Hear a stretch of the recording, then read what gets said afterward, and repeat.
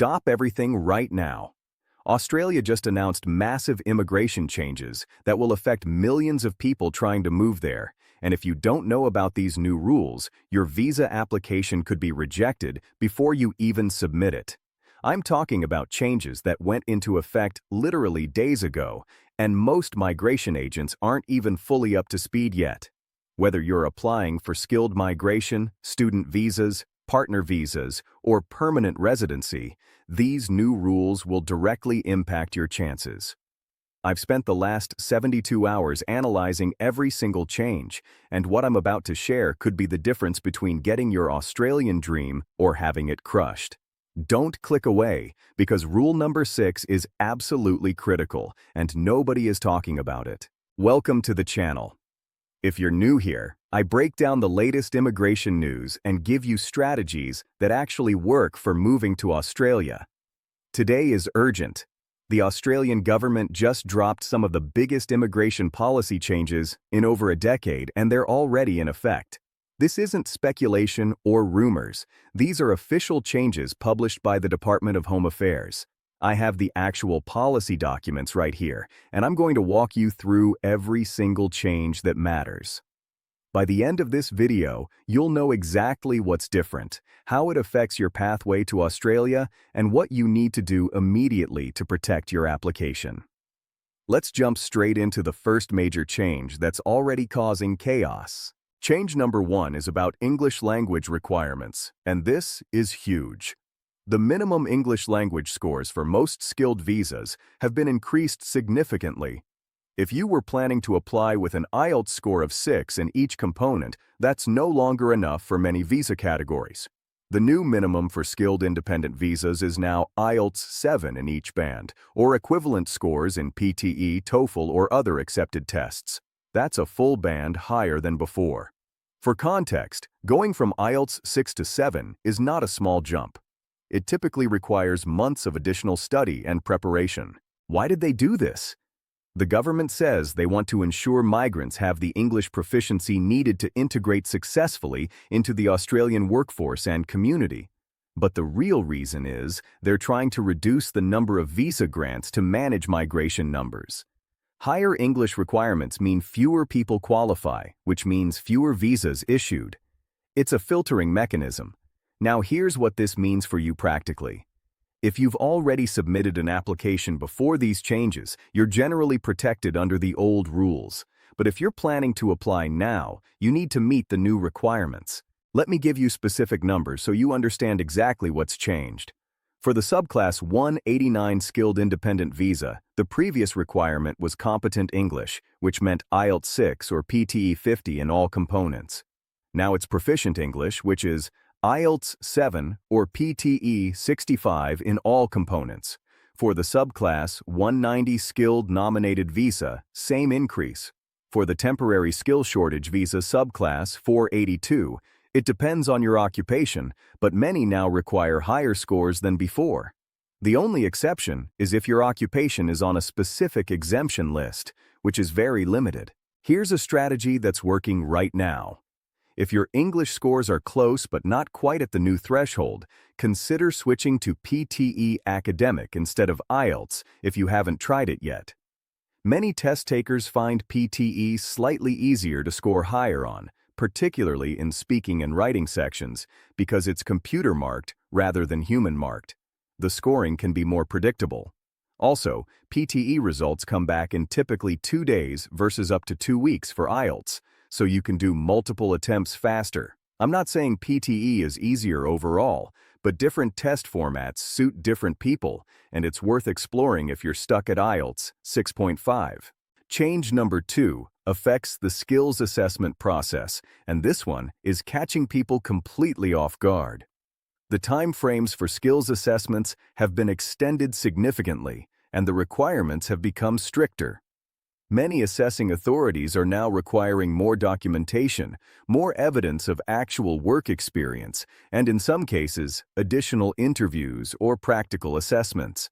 For engineers assessed through Engineers Australia, the new competency demonstration report requirements are much more detailed. For IT professionals going through ACS, They're now requiring more specific evidence of job duties and technologies used.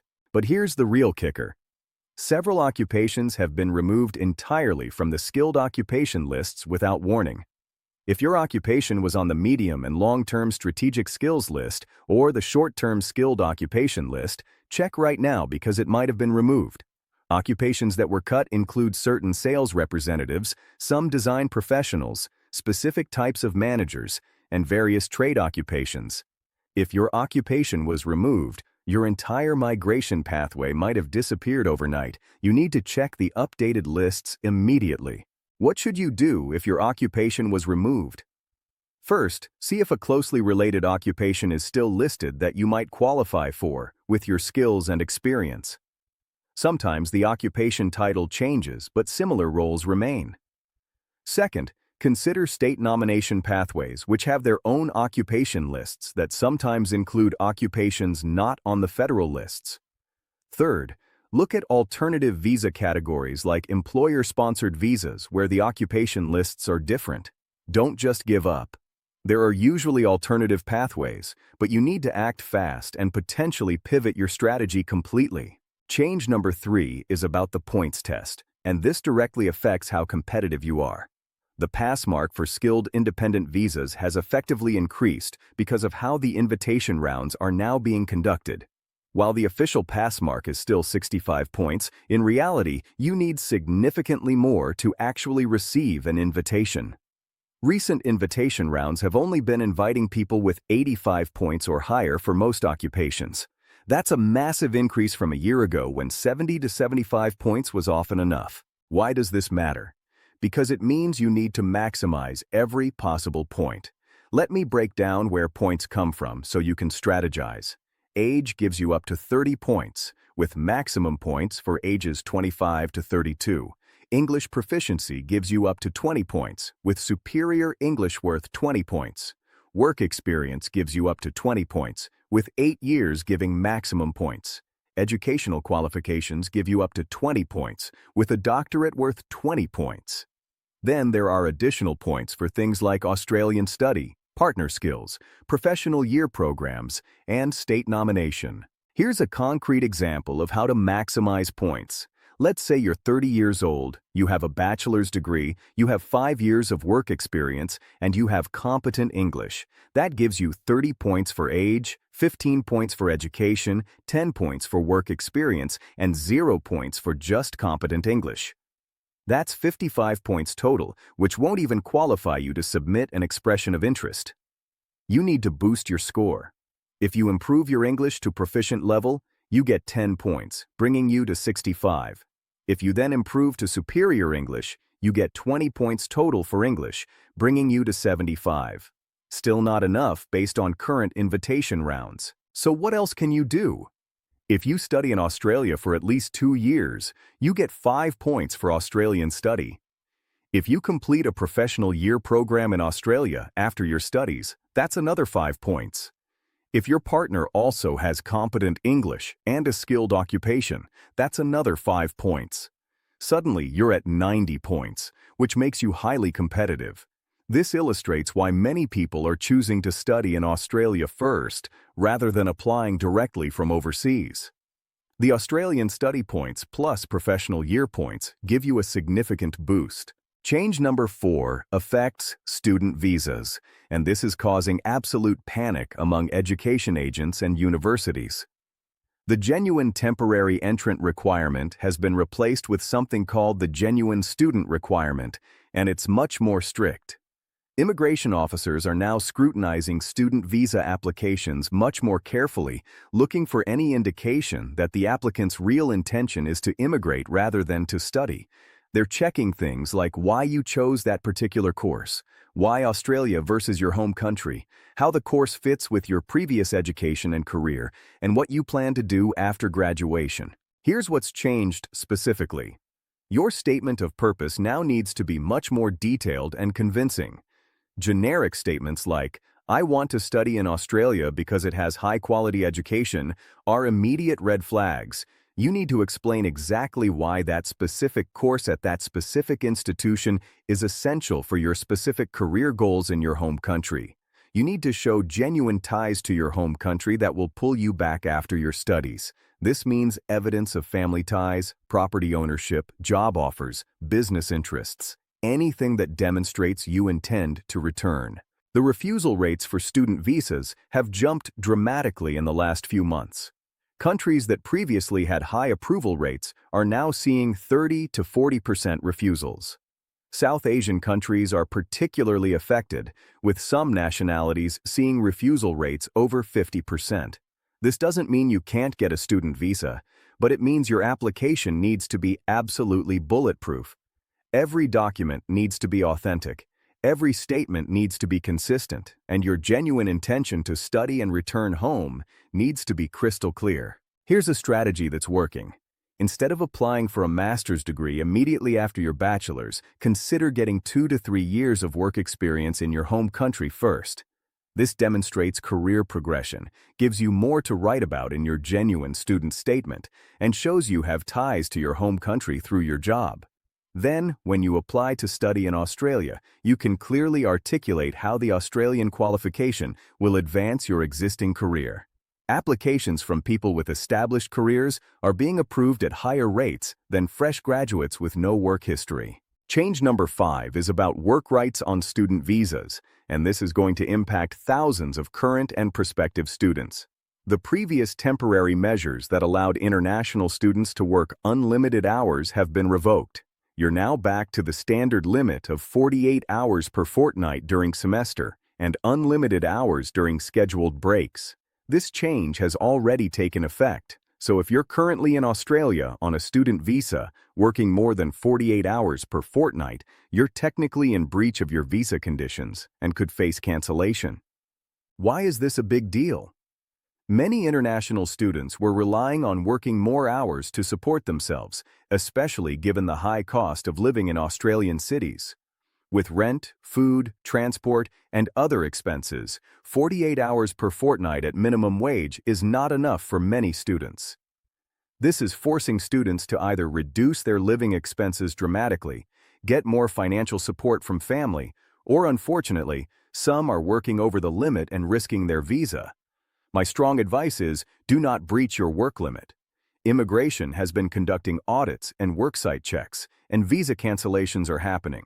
What can you do if you're struggling financially under the new work limits? First, look for on-campus jobs at your university. These sometimes have more flexible arrangements, and your university may be more understanding of student financial pressures. Second, investigate if you qualify for any scholarships or bursaries.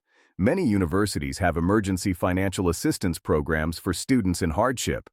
Third, consider if you can take a lighter course load and extend your study period, which might give you more time during semester breaks when you can work unlimited hours.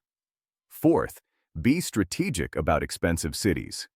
Sydney and Melbourne are significantly more expensive than cities like Adelaide, Brisbane, or Perth. Change number 6, and this is the one nobody is talking about, affects the partner visa processing and requirements.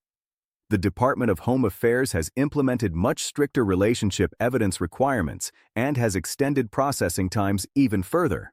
Partner visas were already taking 2 to 3 years to process, and now they're pushing towards 4 years or more for many applicants.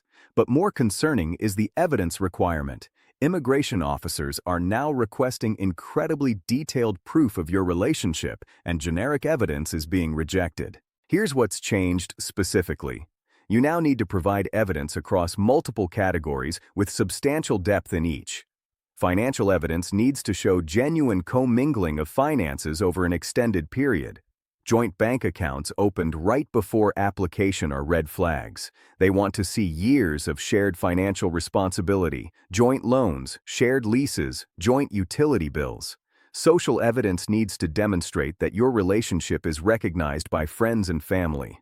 This means statutory declarations from people who know you as a couple, photos spanning years, not months, evidence of joint social media presence, invitations to events as a couple. The nature of your relationship evidence needs to show progression and development over time.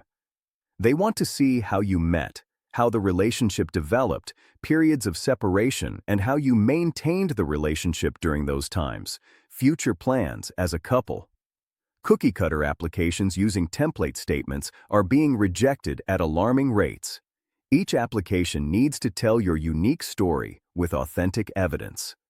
If your relationship is genuine, you can provide this evidence, but it requires careful preparation and documentation. Here's a critical warning. Immigration is now using advanced technology to verify the authenticity of documents and even photos. They're checking metadata on photos to verify when and where they were taken.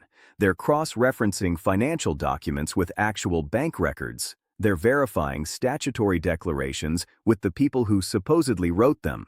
Submitting fraudulent evidence doesn't just result in refusal, it results in a 3-year ban on applying for any Australian visa and potential criminal charges. Do not, under any circumstances, submit fake or misleading evidence. Change number 7 affects the permanent residency pathways through state nomination, and every state has updated their requirements simultaneously. New South Wales, Victoria, Queensland, South Australia, all of them have released new occupation lists and new criteria within the last month. What worked last year doesn't work now. Some states have completely closed nominations for certain occupations. Others have increased the minimum requirements for points, work experience, or English language. You need to check the specific state you're targeting because the changes vary significantly. Let me give you specific examples. South Australia, which was previously one of the more accessible states for nomination, has now introduced stricter requirements including minimum work experience in your nominated occupation, higher English scores for some occupations, and mandatory job offers for certain pathways. Victoria has reduced the number of occupations it will nominate and has prioritized applicants with job offers from Victorian employers. New South Wales is now requiring much more detailed evidence of how you meet the specific criteria and is rejecting applications with minor inconsistencies. What's the strategy here? First, research multiple states, not just one. What's competitive in one state might be more achievable in another. Second, if you're considering Australian study, choose your state carefully, because having Australian study in that state often gives you advantages for state nomination later. Third, if possible, secure a job offer in the state you're targeting. Several states are now heavily prioritizing or even requiring job offers. Fourth, engage with the state migration offices. Attend their webinars, read their guidelines carefully, and make sure you understand exactly what they're looking for before you apply. Change number 8 is about visa processing times, and this affects every single visa category. The Department of Home Affairs has officially revised their processing time estimates, and across the board, they've increased significantly. Skilled independent visas that previously took 6 to 8 months are now taking 12 to 18 months. Employer-sponsored visas that took 3 to 6 months are now taking 9 to 12 months. Student visas that took 4 weeks are now taking 2 to 3 months. Partner visas that took 2 years are now taking 3 to 4 years. Why the delays? The department cites increased application volumes, more complex checks being conducted, staff shortages, and system upgrades. Whatever the reasons, the reality is your timeline for getting to Australia just got significantly longer. This has major implications for your planning. If you were hoping to start work in Australia in 6 months, you need to revise that timeline. If you have job offers with start dates, you need to communicate with your employer about potential delays. If you're planning to start studying in a specific intake, you need to apply much earlier than you previously would have. Here's what you can do to minimize delays. First, submit a complete application the first time. Incomplete applications or applications missing key documents get delayed even further while they request additional information. Use a checklist, triple-check everything, and include more evidence rather than less. Second, respond to any department requests immediately. If they ask for additional information or documents, provide it within days, not weeks. Every delay in responding adds weeks or months to your processing time. Third, avoid making changes to your application after submission. Changing your address, updating your passport, adding family members, all of these trigger additional processing steps. Change number 9 affects the visa conditions and compliance requirements, and this is critical for anyone already in Australia on a temporary visa. Immigration has significantly ramped up compliance activities, including worksite checks, visa condition audits, and investigations into potential breaches. They're using data matching technology to cross-reference your tax records, work records, and travel records with your visa conditions. If there are inconsistencies, you could receive a notice to explain or even have your visa canceled. Specific things they're checking include whether student visa holders are maintaining full-time enrollment and making satisfactory course progress, whether temporary visa holders are working within their allowed hours, whether people on bridging visas are complying with their work limitations, if any, and whether sponsored workers are actually working for their sponsoring employer in the nominated position. Visa cancellations are up significantly this year. People are having visas canceled for breaches they didn't even realize they were committing. Here's my strong advice. Know your visa conditions exactly. Log into Vivo, which is the Visa Entitlement Verification online system, and check your exact conditions. Read them carefully. If you're on a student visa, track your work hours meticulously to ensure you never exceed 48 hours per fortnight during semester. If you're on a sponsored visa, ensure you're actually doing the job you were nominated for. If you change jobs while on a sponsored visa, you need to notify immigration and potentially get a new nomination. Don't assume, don't guess. Know for certain that you're complying. Change number 10 is about fees, and this is painful, but you need to know. Visa application fees have increased across almost every category. Skilled independent visas are now over $4,000 just for the main applicant, not including your partner or children. Partner visas are now over $8,000. Student visas have increased to $750. Employer-sponsored visas are several $1,000s. These increases happened without much warning, and they're significant percentage increases, not just inflation adjustments. Combined with increased costs for skills assessments, English tests, health examinations, police certificates, and migration agent fees if you use one, the total cost of migrating to Australia can easily exceed $15,000 to $20,000 per person. For a family, it can be $50,000 or more. This is a massive financial commitment, and you need to budget carefully. Make sure you have sufficient funds not just for the visa fees, but for all the associated costs plus living expenses when you first arrive in Australia before you start earning income. There you have it, the 10 major immigration rule changes Australia just announced that will directly impact your visa application. These are massive changes. They're already in effect, and you need to act on this information immediately. If you're planning to apply for any Australian visa, review these changes carefully and adjust your strategy accordingly. If you're already in Australia on a temporary visa, make sure you're fully complying with your conditions under the new enforcement environment. This is not the time to take shortcuts or assume things will work out. Immigration is getting stricter, not easier. If this video helped you understand what's changed and what you need to do, smash that like button right now.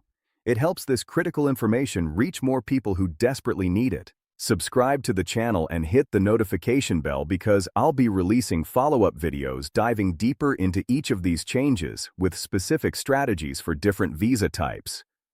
Drop a comment below telling me which change affects you most or what questions you have. I read every single comment and I'll respond to as many as possible. If you know someone planning to move to Australia, share this video with them immediately because they need this information now, not after their application gets rejected.